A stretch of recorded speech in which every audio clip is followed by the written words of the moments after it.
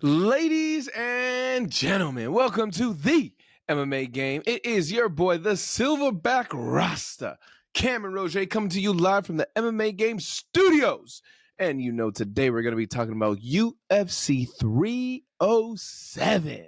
You know, I thought it was 308, but it is actually UFC 307, the Brazilian Terminator against Khalil motherfucking Rountree. Yes, I'm out of that nickname for him. Now, I know I'm really excited about this, but I know there's somebody else who is very, very, very excited about this card, and he is the one, the only statistician of the UFC, Ryan Cariss. Cariss, yo, what's the word? Yo, my dude, my guy, my brother. His name is Silverback Rasta Cam Roget. Cam and Roget, what's up, my dude? What's happening?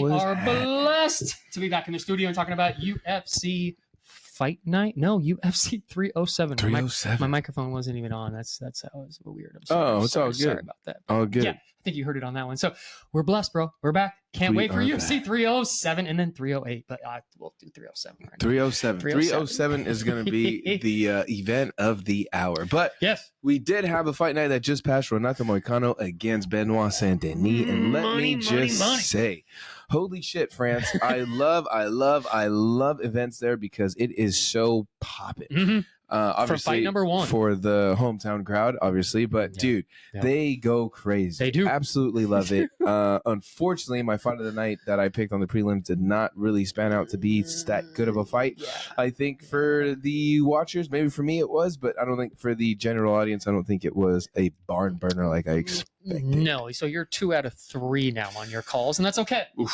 The percentage is going to be at not 100. It's okay. It's part of it. But one of our other ones we talked about, Brian Battle and Kevin Doucette. Oh, that lived up to all the expectations and some. Brian Battle, first off, flicking off the crowd, going at the crowd, absolutely loved it, embodied the atmosphere. The heel. And then did the business. Yes. He put on some work that I have not seen in a long time from my guy since he's been on The Ultimate Fighter, which was pretty cool. And he put it on Kevin Doucette. Had no answer. He had no answer. No, and Kevin Doucette wanted to make this like a pretty fight, right? And stand there and just exchange and bang and like do a kickboxer type style. And Brian Battle's like, no, bro, I'm just going to beat the shit out of you. That's all I'm going to do this entire fight. I'm going to beat you the punch. I'm going to hit you as hard as I can. And then I'm going to flip off the crowd and just say, I'm the heel. I want this. I'll eat every single thing that you guys are saying right now. He definitely came into that like perfectly. Manifested that from the beginning. You never thought that the butcher was going to get his ass kicked by a Frenchman. Yeah, that was pretty funny. Oh, I loved it. Next, multiple times. At least for me, bro, Forrest Ziam against Matt Frivola, that fucking knockout was dope. That shit was dope. Yes, it was. Oof. That was nice. Oof. I'm going to look on the other side of it now. That's the second time in a row that Frivola's been knocked out. Bad. Cold like that. Bad. So that's why I'm looking at it from that side being like, that was nasty. But from ZM's side, like, wow. Welcome to the stardom. And you might have to do you're gonna get followed. 2 welcomes because Morgan Charrier, he has arrived.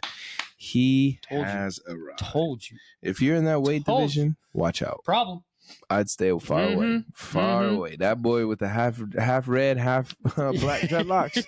Stay away because that man's dangerous. Yeah, and he was doing really well on the ground because he knew he was trying to get his butterfly defense and try to like staying away from that, so he wasn't getting taken down. And then he got that much more comfortable after he stuffed the first 2, and he's just like, "Yeah, bro, I'm not even afraid of you at all anymore." Bro. That was the only thing that he was afraid of, but nope, no not fear. Anymore. And then in the co-main event, Nasruddin Imavov got through. B. Allen. Ugh. You just gonna hump his leg all day, bro? I'm sorry, B. Allen. Sorry, bro. I'm on your side too. Right, I'm a fan of yours, B. Allen, but yeah, that wasn't your night. And he said it. He had a little Instagram post being like, "Sorry guys, it just wasn't my night. Congratulations, Imavov, you did well." Yeah. I think that's huge for Nasruddin. Yes. It'd be interesting to see who he gets next because there's a lot of takers, I think, for that guy.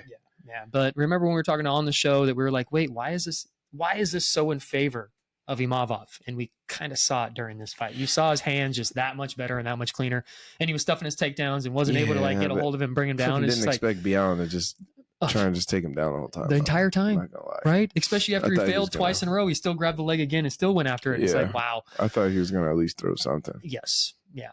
Yeah. And then DDP said a little something to him. He's like, yeah, I'll still fuck you up. So yeah, that's pretty funny.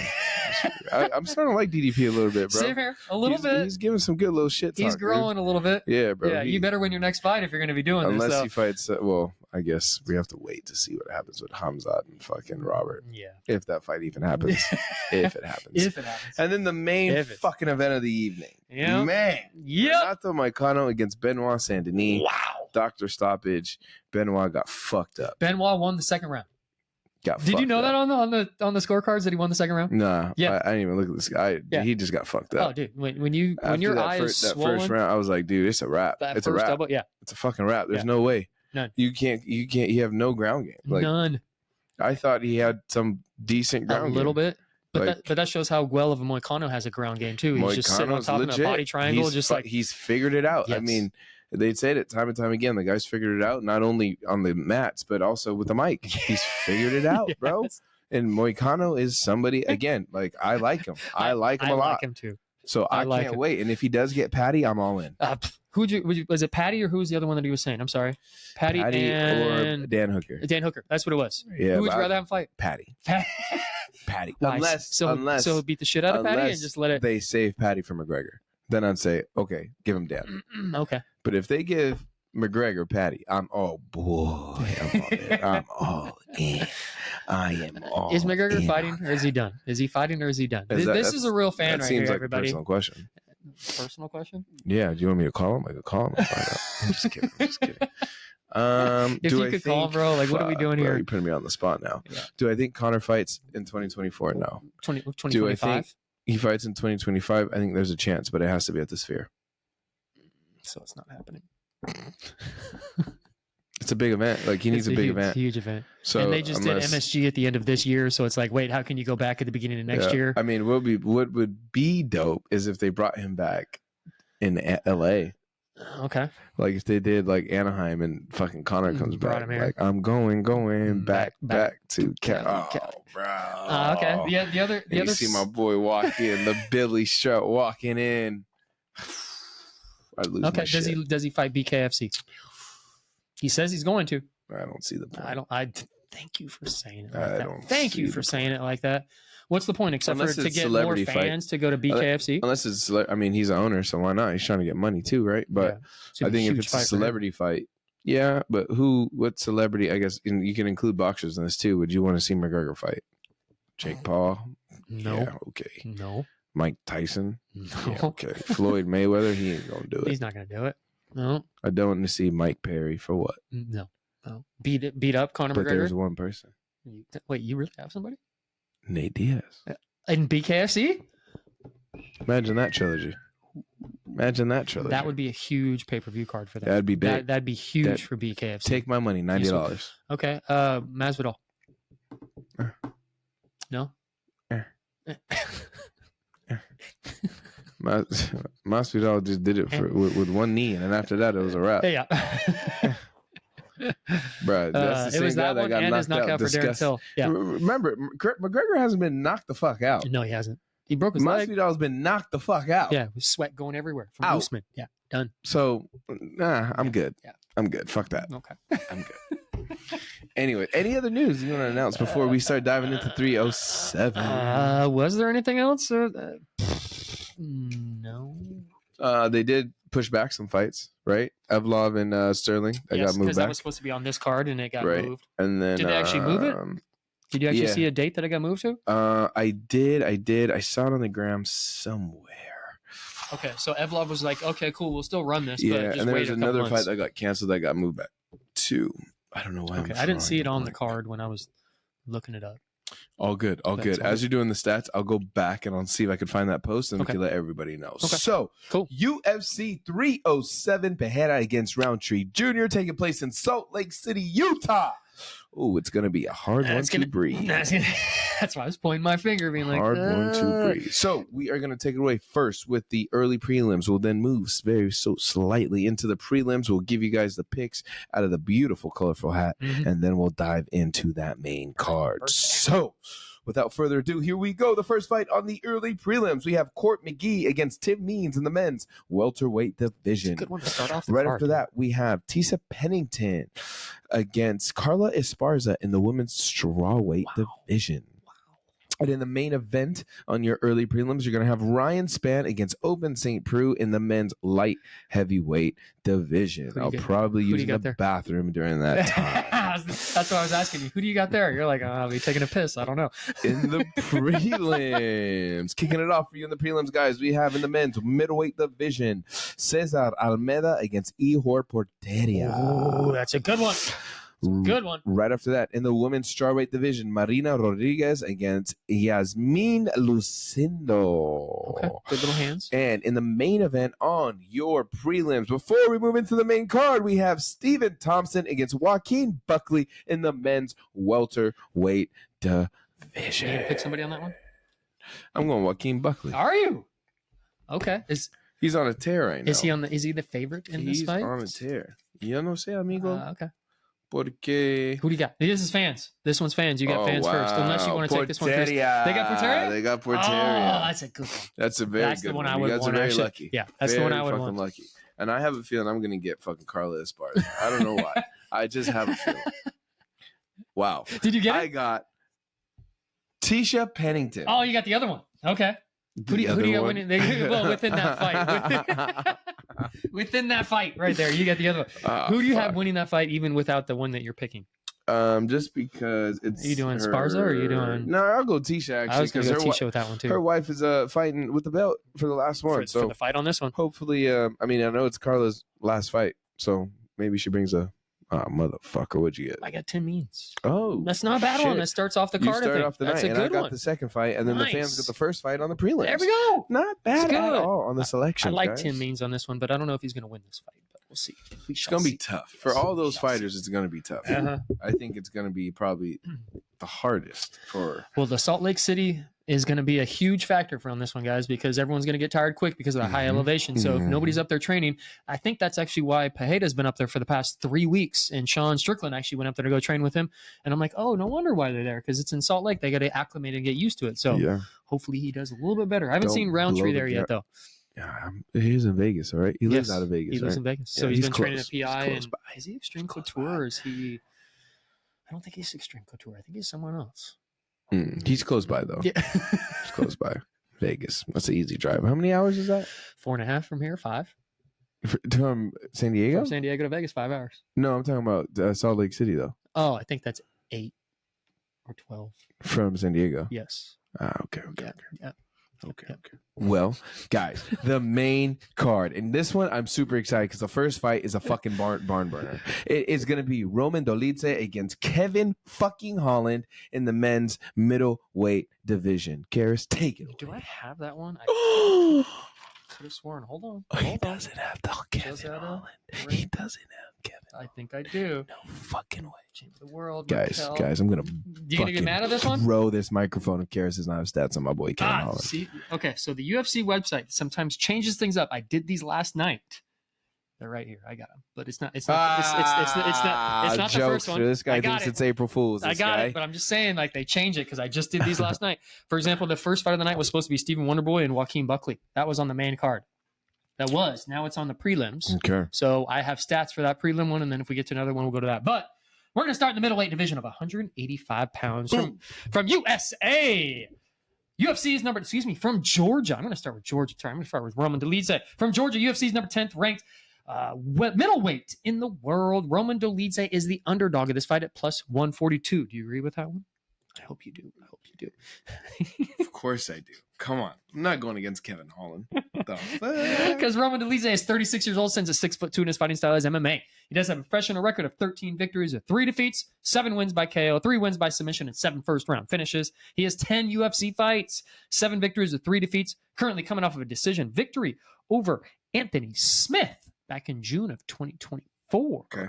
From USA, UFC's number 15th ranked middleweight in the world, Kevin Trailblazer Big Mouth Cam Holland is the favorite in this fight at -170. Yes, God, I like to see that. He's 31 years old, stands at 6'3", and his fighting style is Kung Fu. He has a professional record of 26 victories with 11 defeats, 14 wins by KO, 8 wins by submission, and 13 first-round finishes.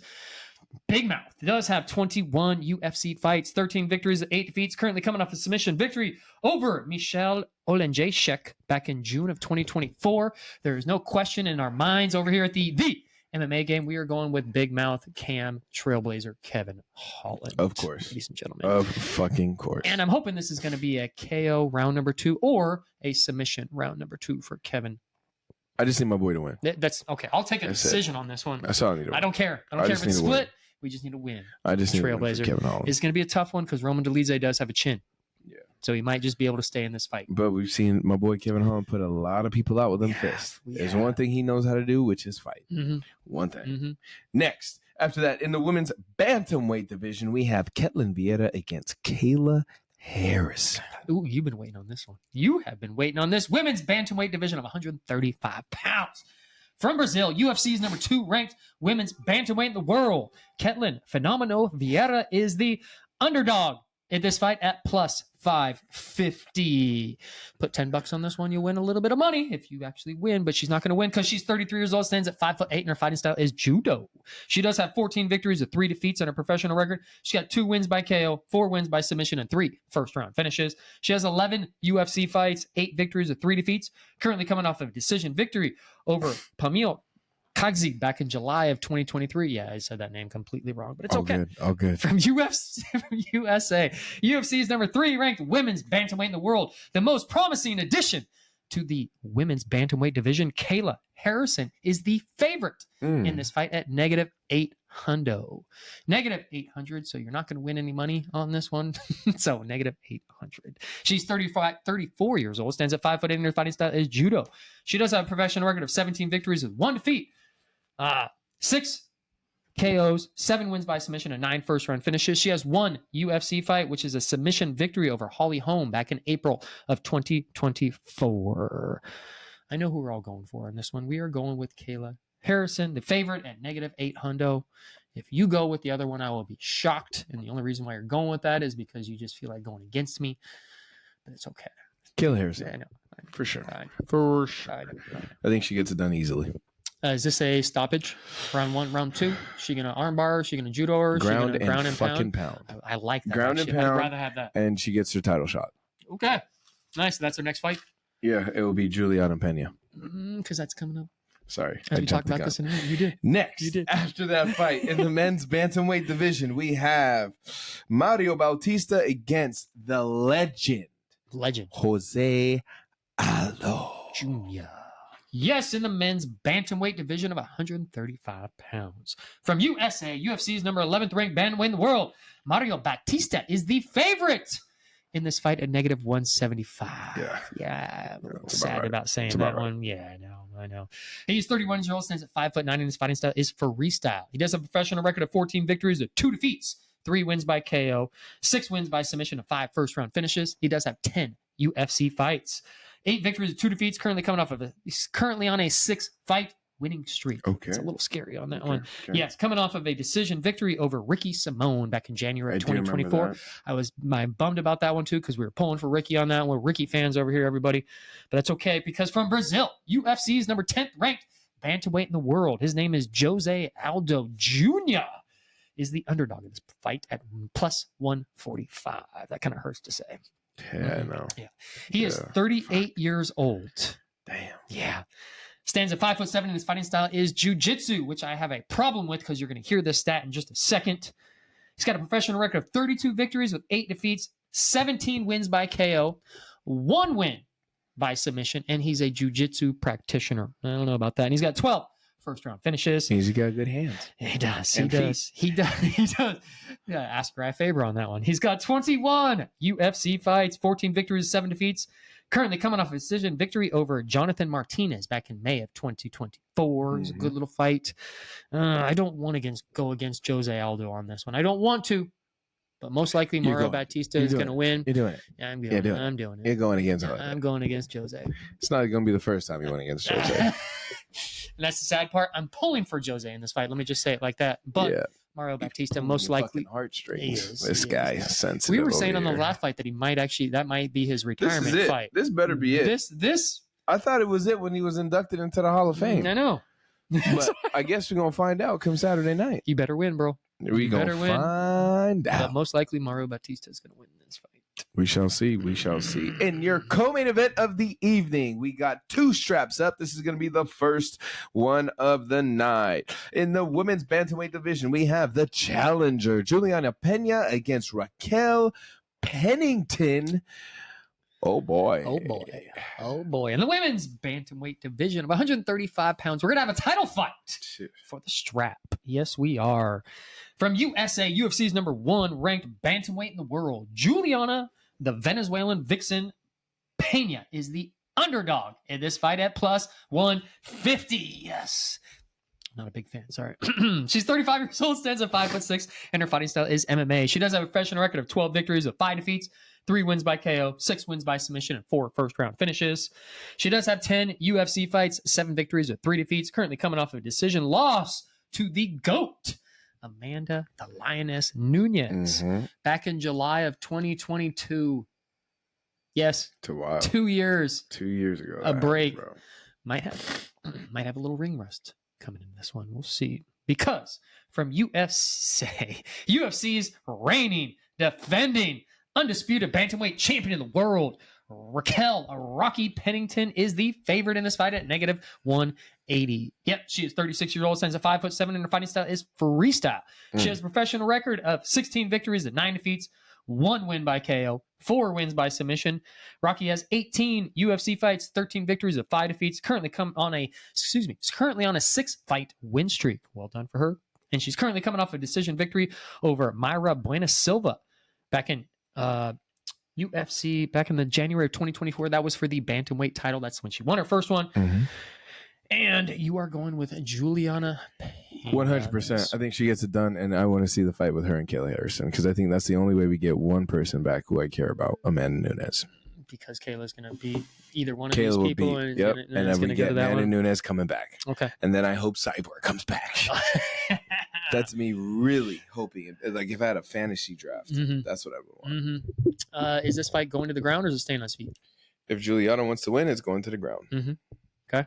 It will be a boring fight if Juliana wins. Yes. I'm telling you guys that right fucking now. Yes, it will. If Juliana wins, it will be a boring fight. You will not be happy. I don't see her knocking her out. It's going to be fucking take her to the ground and put your work in. Whether you look for a submission or you just ground and pound her out. But it will be a boring fight because it's all leading up. So this is for one fight. The main one? Yeah. It's all leading up for one fight. I'm going against Juliana Pena. I'm going with Raquel Pennington on this one. Okay. I'm not happy for either of these for the win, but it is what it is. Yeah. Right. I'm just going with the favorite on this one, and I'm not a Juliana Pena fan all that much because I'm a Amanda Nunes fan. And if you're going to talk shit to the GOAT, then you're going to be on the bad list. So it's okay. Well, maybe she'll change her mind after Saturday night. Or she'll be irrelevant after Saturday night. We'll be good to go. Very true. Could happen. Could Next, happen. In the main event and the one that I'm really, really, really excited for, to be honest, I could just watch this one fight and be done. It is Khalil Rountree Jr. against Alex Pereira in the men's light heavyweight championship. Oh, my gosh. You already know who he's going for. Oh, my goodness. You want to know why? Because he said his name first, and he said the champion's name second. Because in the light heavyweight division of 205 pounds, we're going to have a title fight for the strap. Yes, we are. From USA, UFC's #8 ranked light heavyweight in the world, Khalil Rountree is the underdog in this fight at plus 350. Yeah, he's 34 years old, stands at 6'1", and his fighting style is MMA. He does have a professional record of 14 victories, of 5 defeats, 10 wins by KO, 7 first-round finishes. Khalil has 15 UFC fights, 9 victories with 5 defeats, and 1 no contest. Currently coming off a TKO victory over Anthony Lionheart Smith. Nasty. Back in December of 2023. Almost would have killed the man. Yes, he did. His 3 fights before that, his 2 other fights before that are Chris Dawkins and Dustin Jacoby. Title fight? Does that deserve a title fight on that one? It's the I'm striking. giving you a chance. Yeah, I'm giving you a chance to get it. When Khalil Rountree fights, somebody took his lunch money. He don't fuck around. You want my lunch money? Yeah. I'm telling you, That's right. Well, do Pereira stats and then you'll talk about it a little bit. Cents. Okay. All right. From Brazil, UFC's reigning defending undisputed light heavyweight champion of the world, Alex Poatan, the Brazilian Terminator. Pereira is the favorite in this fight at -455. -455. He's 37 years old, since 6'4", and his fighting style is a kickboxer. He does have a professional record of 11 victories with 2 defeats, 9 wins by KO, 4 first-round finishes. The Brazilian Terminator has 9 UFC fights, 8 victories with 1 defeat, currently coming off a KO victory over Yuri Prohaska back in June of 2024.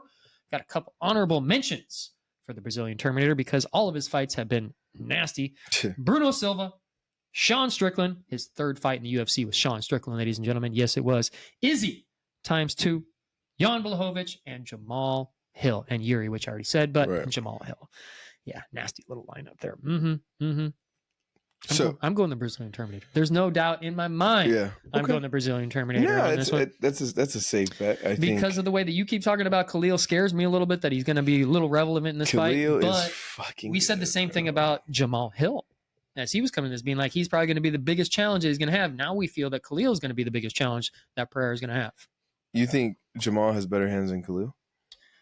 Off of looking at all of his knockouts, no. And don't forget because they were showing the highlights. Kicks. Don't forget leg kicks. Yes. I'm gonna remind you guys, Khalil did spend some time in Thailand. He did. That changed his entire fighting strategy. Yes. In Thailand, they're most known for what?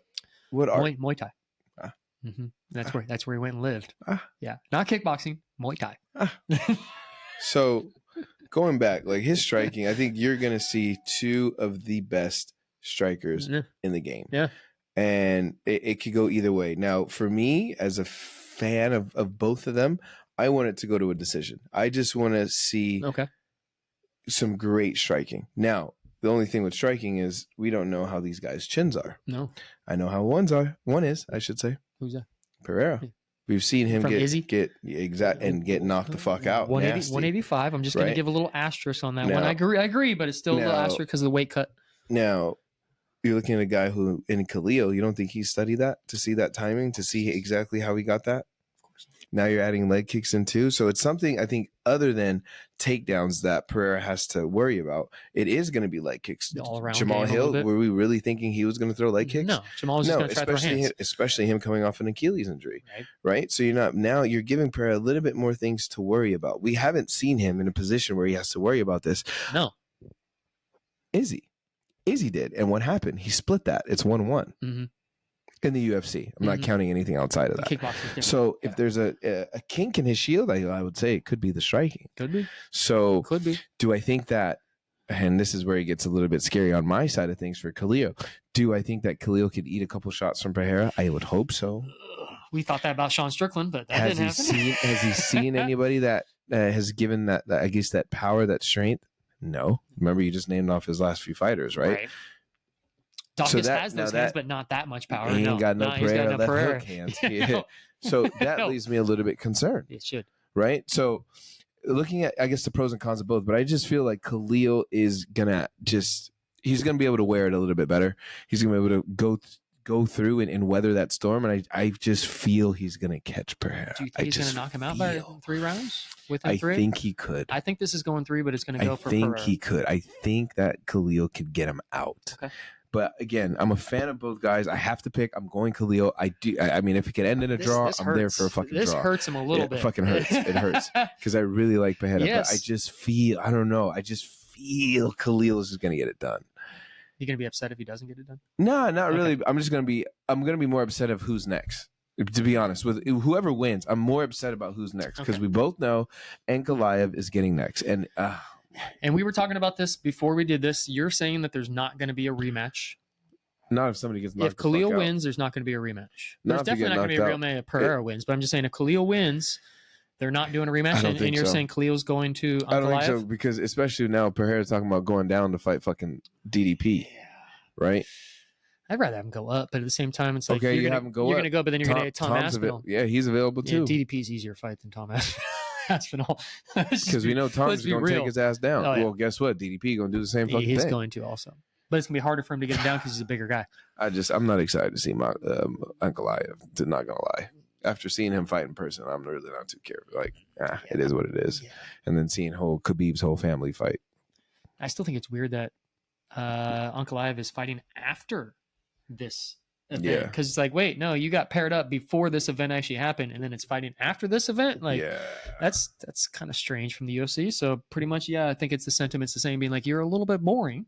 Yeah. So let's set you up later and have this a little more entertaining right now, and then throw it out later on the year or even beginning next year. Yeah, he better just after this, when he sees who he has to fight, he better come out strong and Ankalaev and change some things. Yeah. But yeah, that's gonna be my take. That's gonna be my take. But dude, there is some things we did forget to mention earlier on, and I think I gotta mention. Bring it back around. Okay, all right.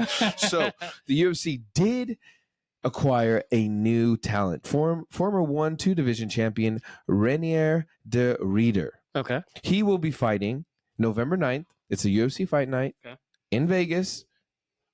Against GM3 Gerald Mershaw in the men's middleweight division. I saw that one. I'm sorry. Right? Is this a guy from Dana White's Contender Series by chance? Or is he just a random he's new from prospect? one championship. Okay. One championship. He's a former champion. From them. Yeah, legit. Sweet. Legit. Nice. So that's 185 or is that 170? Sorry. Middleweight. Okay, 185. Next, after that, we have a very, very juicy fight. This is going to take place on November 23rd, UFC Fight Night. This is the Bantamweight main event. Peter Yan against Davison Figueiredo. I did see that one. Come on, Figueiredo. Let's go, Figgy. That fight right there? That fight right there. Ain't no takedowns. No. There's no takedowns in that one. Actually, Figgy might try to take him down. And the last, the last one that I have an update on. In the men's lightweight division, Clay Guida against Chase Hooper, December 7th, UFC 310. That could be Guida's last fight. That is Guida's last fight because Chase Hooper's on the rise. He's on the rise, and so he's going to fight a big name so that people watch him, and then he gets bigger just because he beats Clay Guida. Not like it's going to make his stock go up. It's just going to be he's going to have more eyeballs on him now because Clay Guida has a huge following. Yeah, whether you think so or not, it's one of those just legends within the game. And then we did have the fight canceled. We're getting this one back. Movsar Evlov against Aljamain Sterling, December 7th. Right. UFC 310 in Las Vegas, and that'll be in the men's featherweight division. That would have actually made this card a little bit spicier, a little bit. That would have been thrown a nice little good one in there because that would have made changes for later on this year. Yeah, but at least we're still getting it. I'm happy about that. Diego Lopez. Threw out his name against Evlov because they already fought and they lost, so they were trying to go back and forth. Yeah, and they were going to potentially do that, but that ended up happening. So I'm good with that. Yeah, I'm fine. I'm fine with it. So far, so good. I think it's all pushing towards 308. 308 because 308's juicy, guys. 308's fucking juicy. My brother. Man. Yeah, see? Nervous. Yeah, see? He was stoked about this week, which we're stoked about this coming week. I think UFC embedded, everybody. I'm more nervous for that card. For the UFC 308? Yeah, because... What are you nervous about? You talking about Max actually losing? Or just the card in general? I like all the fights on there. They're nervous fights, right? You got Khamzat Chimaev, you have your boy fighting against Ilya, who's my guy. I'm a little nervous about this one. You keep going back and forth between Max and the last time he fought, UFC 300, knockout, KG, fight of the year, knockout of the year, all the above. Yep. You were going for my guy. Now all of a sudden it's who's the guy that said that Ilya is going to be wearing the strap?